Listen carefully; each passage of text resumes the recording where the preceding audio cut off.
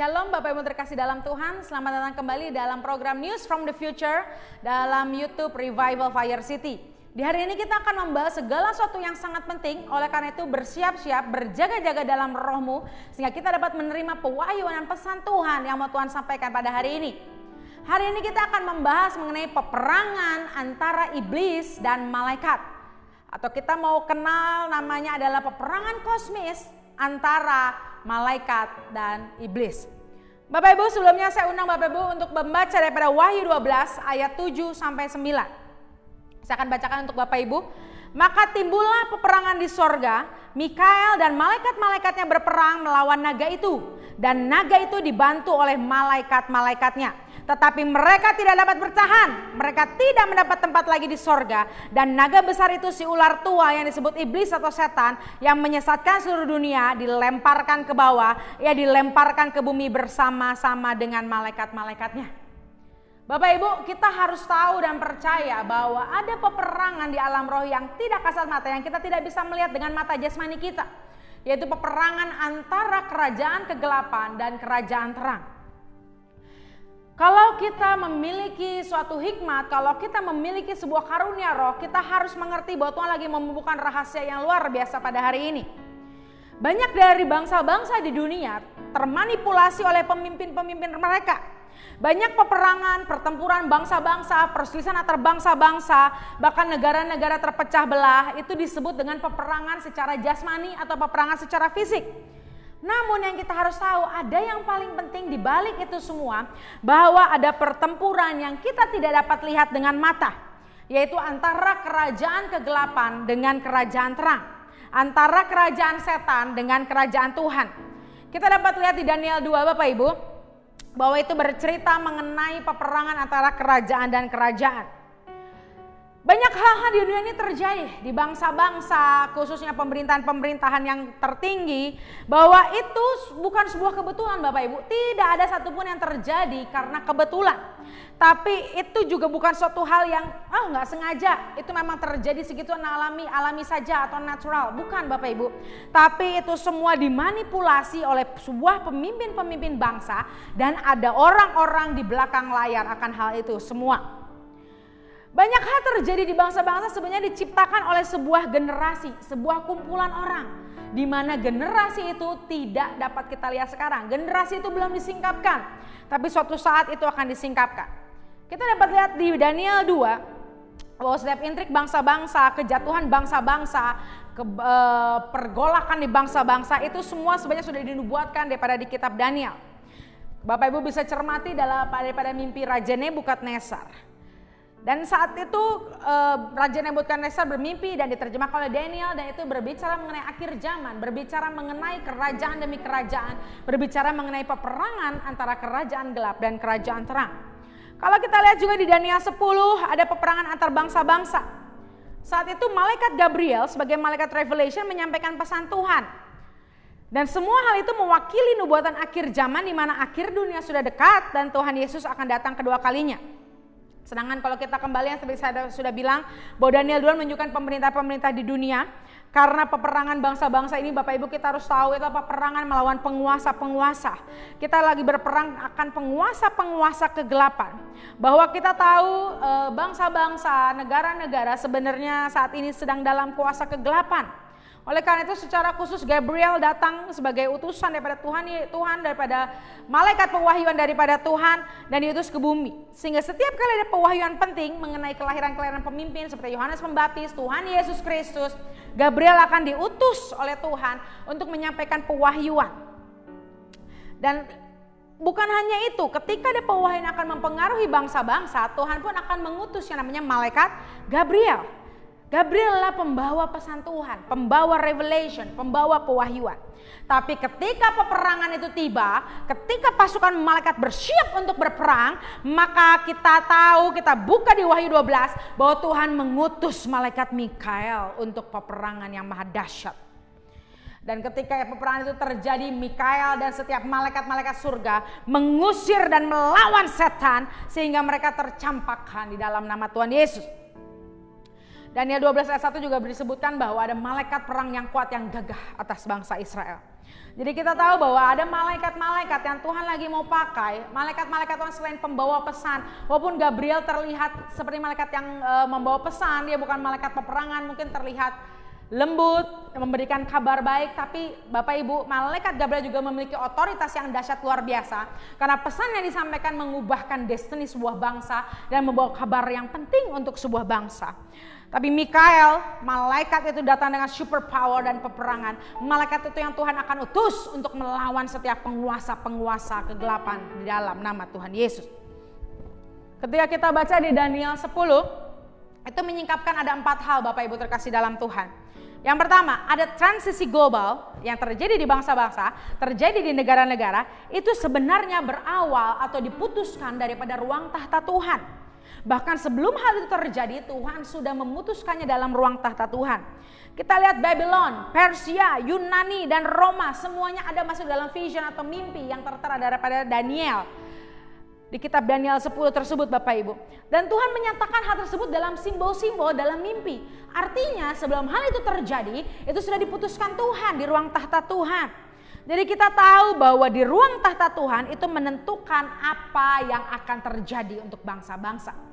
Yang kedua, Daniel 10 menyatakan bahwa kekuatan penguasa setan itu, kuasa kegelapan itu menghalangi pengertian anak-anak Tuhan untuk mengerti dan melihat vision ataupun nubuatan daripada Tuhan. Ketika saya membaca ini memukul saya dan membuat kita terpana Bapak Ibu. Karena kenapa? Karena ternyata dalam Daniel 10 ada 2 penguasa, yaitu penguasa Persia dan Grecia. Ketika hal itu terjadi, Daniel bilang, aku tahu penglihatan tapi aku tidak mengerti penglihatan tersebut. Roh jahat ini berusaha memblok Bapak Ibu. Roh jahat berusaha memblok pewahyuan, memblok penglihatan supaya kita tidak mengerti apa pewahyuan tersebut. Roh jahat ini berusaha membuat kita tidak punya pengertian akan masa depan, membuat mata kita tertutup sehingga kita tidak mengartikan apa yang akan terjadi di masa depan. Dan ketika kita baru mengetahui tentang hal ini, kita harus sama-sama berdoa biar kita tidak terjerat daripada tipuan daripada si jahat tersebut. Awalnya kalau kita baca ayat ini kita berpikir bahwa doa Daniel terhalangi, ada penghalang atas doa-doa Daniel. Tapi ternyata permasalahannya ketika Gabriel memberikan revelasi pada Daniel di pasal 11 dan 12 dan memberikan penglihatan mengenai sejarah bangsa-bangsa sampai bahkan ke era Antichrist itu akhirnya dikalahkan. Ternyata itu sumber permasalahannya Bapak Ibu. Iblis sangat tidak mau bahwa masa depan itu terbongkar. Iblis nggak mau bahwa anak-anak Tuhan tahu bahwa Antikristus pasti akan dikalahkan. Sehingga iblis berusaha memblok setiap anak-anak Tuhan sehingga kita tidak mengerti vision. Kita tidak mengerti nubuatan tentang masa depan. Oleh karena itu Bapak Ibu, kita belajar hari ini bahwa kita tahu apa aja strategi setan dan kita kalahkan itu semua di dalam nama Tuhan Yesus Kristus. Bayangkan Bapak Ibu betapa setan takut dan dia tidak mau bahwa rahasia itu diketahui oleh tubuh Kristus dan bahkan itu dilepaskan kepada orang-orang Yahudi. Karena ketika kita mengerti, ketika kita tahu pewahyuan tersebut dan ketika bangsa Yahudi mengerti akan vision tersebut, maka hidup kita semua akan diubahkan di dalam nama Tuhan Yesus Kristus. Oleh karena itu jangan biarkan roh jahat, jangan biarkan setan menghalangi kita untuk mengerti dan memahami masa depan. Ada amin Bapak Ibu? Yang ketiga, malaikat ditugaskan kepada Daniel sehingga Daniel menguatkan pemimpin di mana Tuhan mempercayakan di masa itu untuk menjadi pemimpin. Dalam Daniel 11 ayat 1, malaikat Tuhan berkata kepada Daniel, Daniel 11 ayat 1. Seperti dahulu aku juga mendampinginya untuk menguatkan dan menyokongnya yakni pada tahun pertama pemerintahan Darius orang Media itu. Oleh karena itu dari ayat ini kita tahu Bapak Ibu bahwa sepanjang tahun pemerintahan tersebut malaikat Tuhan ditugaskan untuk memastikan Daniel akan membuat Raja Darius untuk menyokong dan menguatkan Raja Darius sehingga membuat bangsa Yahudi harus dikembalikan nantinya kepada Yerusalem. Kita lihat bahwa begitu dahsyatnya Tuhan mengutus malaikatnya untuk memilih orang-orang tertentu yang akan menguatkan pemerintahan-pemerintahan. Ada amin Bapak Ibu? Yang keempat, this is hal yang utamanya Bapak Ibu. Kita harus tahu, kita harus buka paradigma kita bahwa ada peperangan spirit, ada peperangan di alam roh antara malaikat dan iblis. Dan di mana agenda kegelapan nomor 1 adalah dia berusaha mencegah agenda Tuhan, mencegah janji Tuhan terjadi. Kita kebas di dalam nama Tuhan Yesus Kristus. Tidak terjadi atas hidup kita dan keluarga kita, kota kita, bangsa kita, dan gereja kita. Ada amin Bapak Ibu? Kita percaya bahwa janji Tuhan pasti tergenapi. Kita percaya janji Tuhan harus terjadi atas hidup kita lepas pribadi. Ada amin, haleluya. Pertanyaannya lalu muncul di benak setiap kita. Bagaimana Tuhan mengizinkan bahwa janji itu akan digenapi? Bagaimana Tuhan mau izinkan bahwa janji atas sebuah bangsa digenapi? Atas sebuah kota digenapi? Atas sebuah keluarga digenapi? Tuhan lagi bilang seperti ini Bapak Ibu. Dia, Tuhan akan mengangkat seseorang dengan kuasa, dengan power yang spesifik. Artinya ada otoritas, ada power di mana orang itu akan melakukan sesuatu yang membuat Tuhan menggenapi janjinya. Sehingga melalui orang yang punya power dan kuasa itu, akhirnya agenda Tuhan, janji Tuhan digenapi atas sebuah keluarga, kota, dan juga bangsa. Nah, kita harus percaya di musim-musim tertentu Tuhan akan angkat orang-orang spesifik. Musim-musim tertentu Tuhan akan angkat orang-orang yang spesifik di dalam nama Tuhan Yesus. Oleh karena itu kita kaitkan dengan bangsa kita Indonesia. Saya percaya di semua presiden-presiden yang kita punya itu memiliki tujuan-tujuan yang berbeda. Setiap presiden-presiden yang kita punya di bangsa Indonesia itu memiliki tujuan-tujuan yang spesifik untuk setiap kita.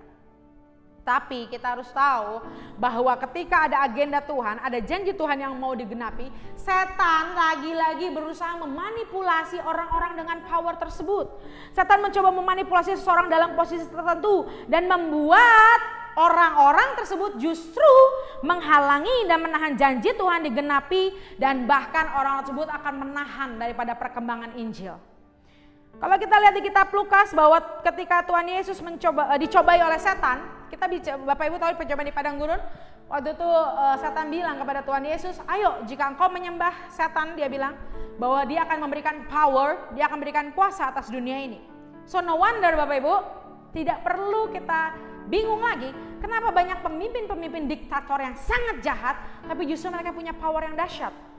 Seperti Adolf Hitler, banyak pemimpin-pemimpin diktator yang memiliki power, dan itu semua kita tahu berarti asalnya dari mana. Itu berasal dari kuasa kerajaan kegelapan. Sehingga kita tahu itu semua diktator jahat, dia sedang ditunggangi, dia sedang dipakai oleh roh jahat untuk membatalkan rencana Tuhan, untuk membatalkan agenda Tuhan. Kita kebas di dalam nama Tuhan Yesus Kristus. Oleh karena itu kita harus sadar dan berjaga-jaga Bapak Ibu, kita sedang ada dalam peperangan alam roh yang luar biasa. Kita baca di Efesus 2 ayat 2 Bapak Ibu. Kamu hidup di dalamnya karena kamu mengikuti jalan dunia ini. Karena kamu mentaati penguasa kerajaan angkasa, yaitu roh yang sekarang sedang bekerja di antara orang-orang durhaka. Kita tahu bahwa kita sedang ada di dalamnya, artinya dunia ini sedang mengalami peperangan yang demikian rupa. Benar-benar ada suatu peperangan yang dahsyat antara kerajaan kegelapan dengan kerajaan terang. Ada suatu peperangan yang dahsyat antara malaikat dengan setan-setan yang daripada kegelapan tersebut Bapak Ibu. Oleh karena itu ada 7 pelajaran penting dari peperangan ini, dari Cosmic War ini, supaya kita berjaga-jaga, kita perlengkapi diri kita. Jangan sampai kita kalah, tapi biar kita menjadi pemenang, lebih dari pemenang, kita melakukan apa yang menjadi perintah Tuhan di dalam nama Tuhan Yesus. Ada amin Bapak Ibu?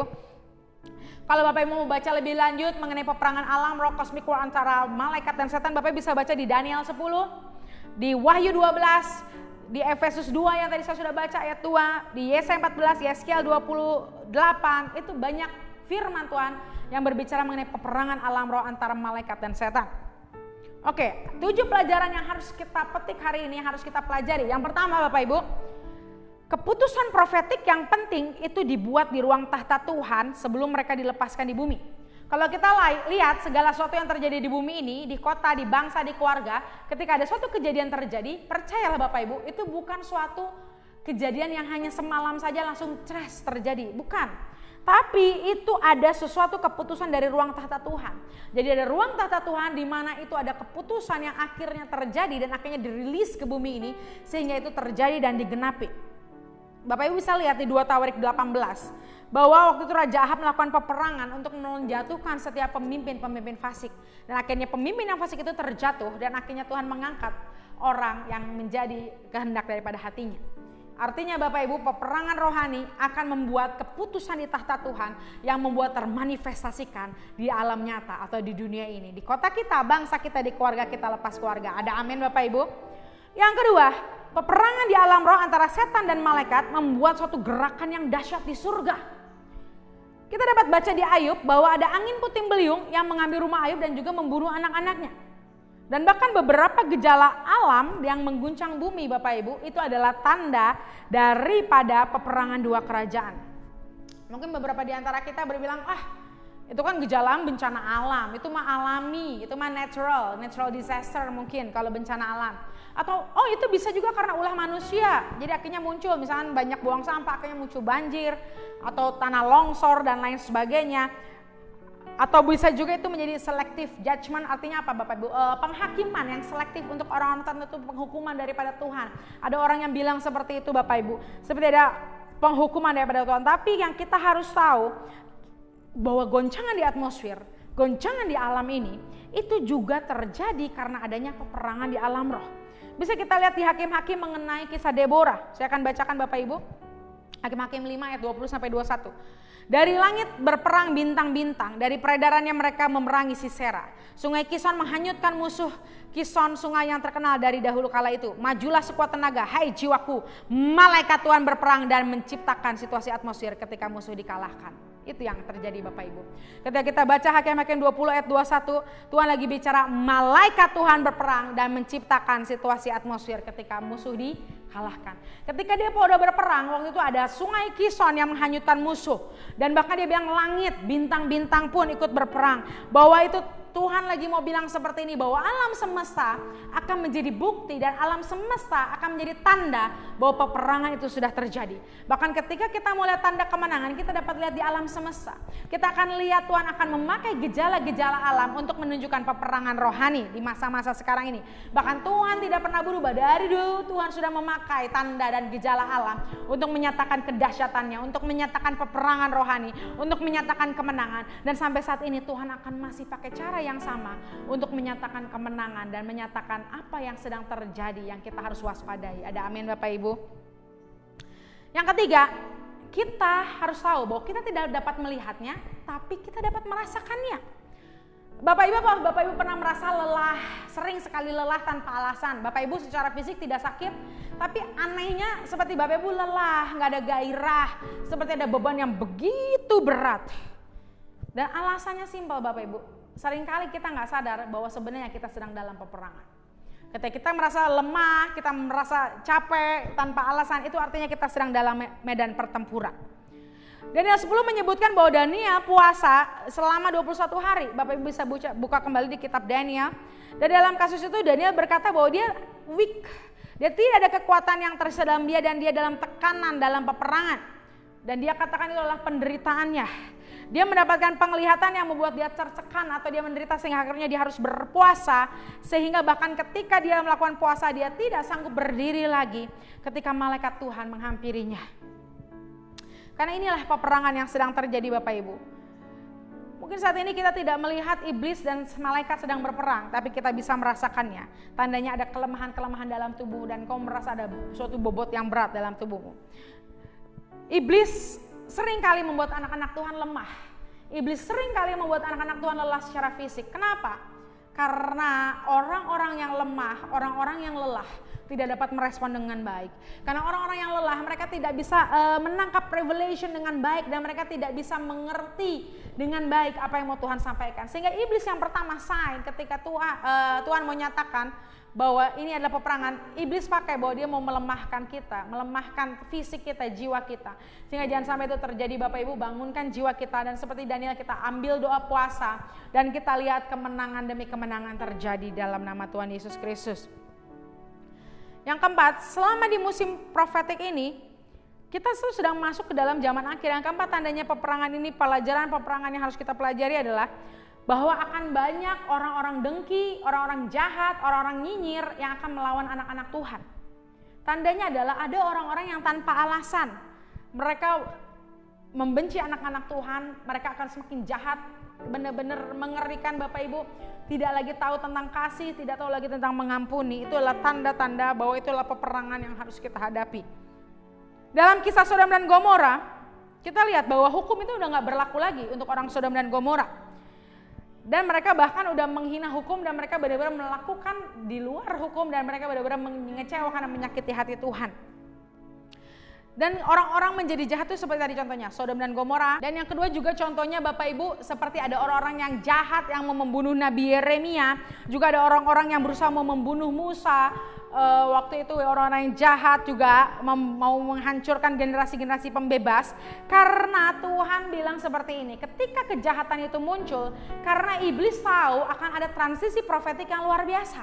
Jadi ketika kejahatan dalam hidupmu, dalam sekitar kita, di kota kita, di bangsa kita seolah-olah semakin banyak mengerikan kabar-kabar kejahatan. Jangan takut Bapak Ibu, kita harus waspada, kita terus berdoa. Tapi kita harus tahu, kita harus percaya bahwa ada transisi profetik yang Tuhan sudah siapkan buat setiap kita di dalam nama Tuhan Yesus Kristus. Bahkan kita tahu waktu itu Saul berusaha membunuh Daud sampai 21 kali, kurang lebih hampir berpuluh-puluh kali, 21 kali Saul mau membunuh Daud. Dan akhirnya ketika masa itu selesai, Daud akhirnya menjadi raja Israel yang maha dahsyat. Dan banyak orang yang mau juga melempar batu, yang mau benar-benar merencanakan hal yang jahat kepada Tuhan Yesus. Tapi ketika waktunya belum tiba, Tuhan Yesus tidak akan bisa dilukai, Tuhan Yesus tidak akan pernah bisa mengalami yang namanya kejahatan dari orang itu ketika waktunya belum tiba. Artinya Bapak Ibu, di masa-masa transisi profetik akan banyak orang-orang jahat, orang-orang yang berusaha mau menghancurkan anak-anak Tuhan, khususnya orang-orang yang akan membawa dampak yang luar biasa, khususnya orang-orang yang diurapi oleh Tuhan. Oleh karena itu kita harus tahu, iblis itu tidak suka untuk kepada orang-orang yang membuat transisi profetik, sehingga iblis akan buat orang-orang benci pada kegerakan profetik, iblis akan buat orang-orang benci kepada hamba-hamba Tuhan yang diurapi. Orang-orang ini cirinya gini, dia bisa marah, dia benci, dia iri, tapi dia gak ada alasan sebenarnya untuk balas dendam.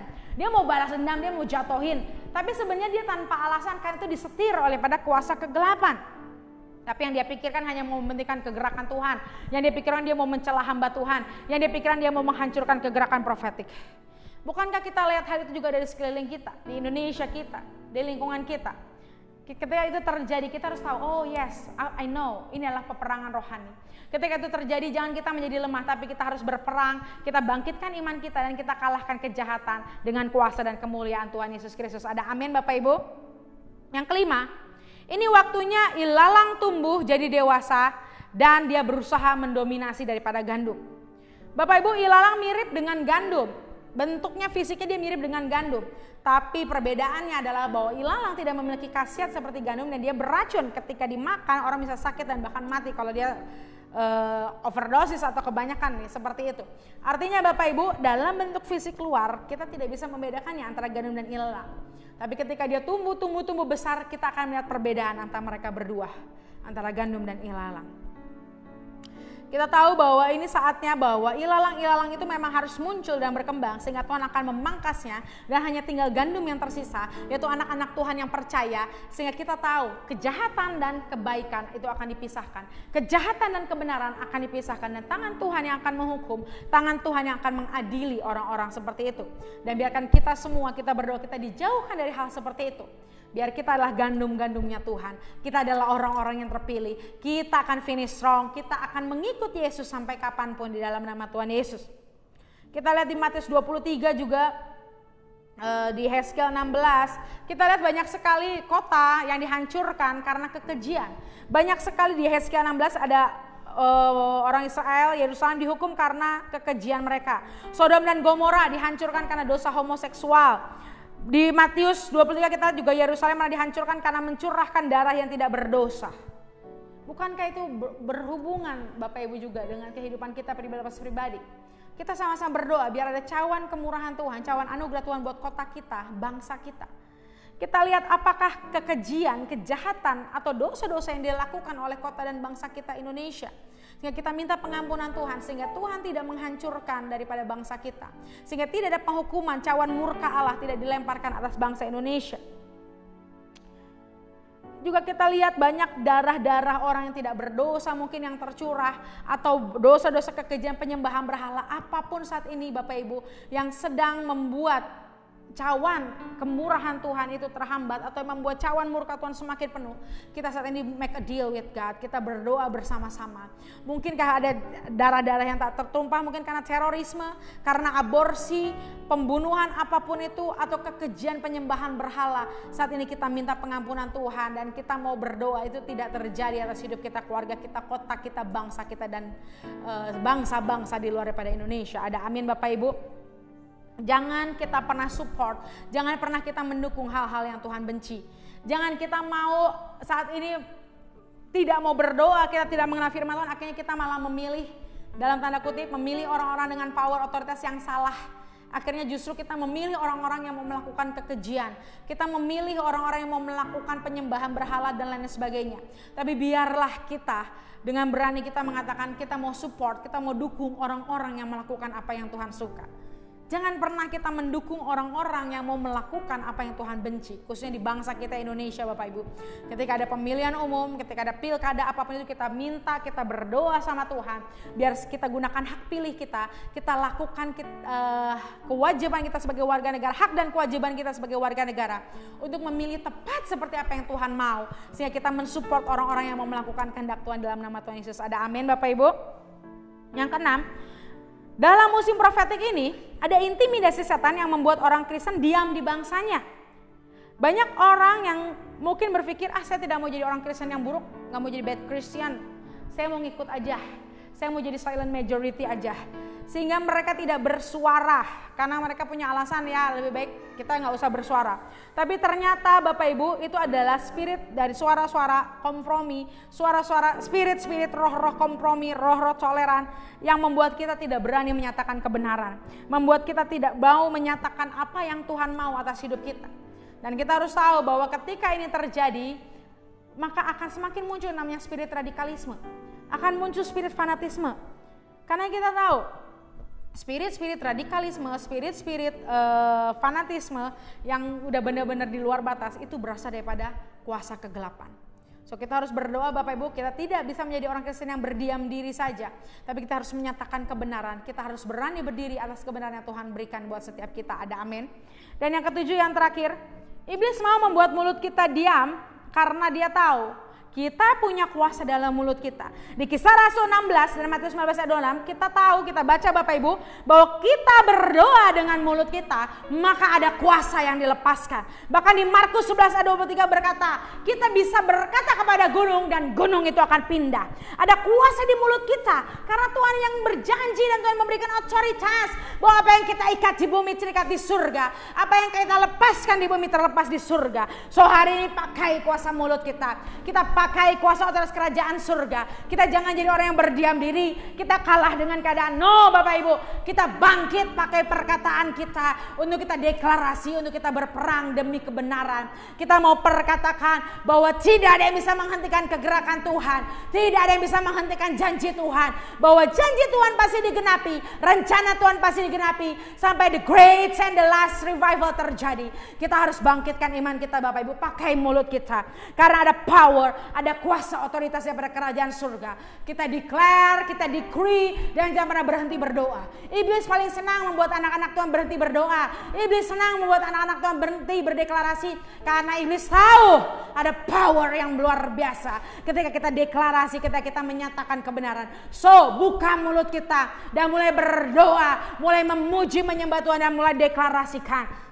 Bapak Ibu, kita dapat kisah juga, Bapak Ibu, kita tahu tentang Paulus dan Silas, bahwa ketika mereka memuji Tuhan, bahwa ketika mereka di penjara, mereka memuji Tuhan dengan mulut mereka, maka setiap penjara itu terbuka, belenggu-belenggu dihancurkan di dalam nama Tuhan Yesus. Bahkan saat ini ayo kita bangkitkan, apa keadaanmu Bapak Ibu saat ini? Apa peperangan yang sedang kau alami? Pakai mulutmu, deklarasikan kemenangan, puji Dia, sembah Dia, nyatakan firman Tuhan, deklarasikan firman Tuhan, sehingga setiap agenda iblis dikalahkan di dalam nama Yesus. Agenda kerajaan kegelapan di dalam nama Yesus sudah dikalahkan, bahwa yang menang adalah Tuhan Yesus, yang menang adalah agenda daripada Tuhan Yesus, sehingga kita akan melihat the last and the greatest revival akan terjadi di dalam nama Tuhan Yesus. Ada amin Bapak Ibu Saudara terkasih dalam Tuhan? Say amen, haleluya. Tidak ada kuasa yang menghentikan setiap kita. Haleluya. Amin Bapak Ibu.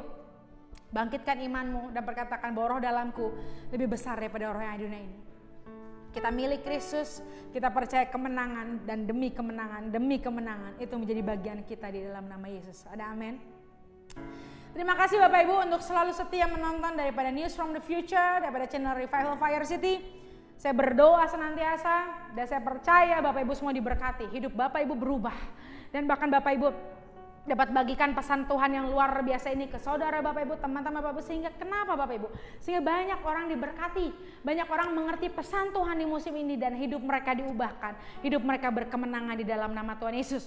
Oleh karena itu jangan lupa di-share Bapak Ibu, jangan lupa Bapak Ibu sebarkan semua yang menjadi pesan Tuhan. Sehingga banyak orang berperang demi kebenaran, banyak orang berperang dan mengalami kemenangan. Banyak orang dalam masa peperangan mereka bangkit imannya dan mereka percaya bahwa harapan masih ada dan kemenangan menjadi bagian mereka di dalam nama Tuhan Yesus. Akhir kata, saya Rara Sihan, The Refiller Lady, mengakhiri video ini dengan satu kata, tuntas.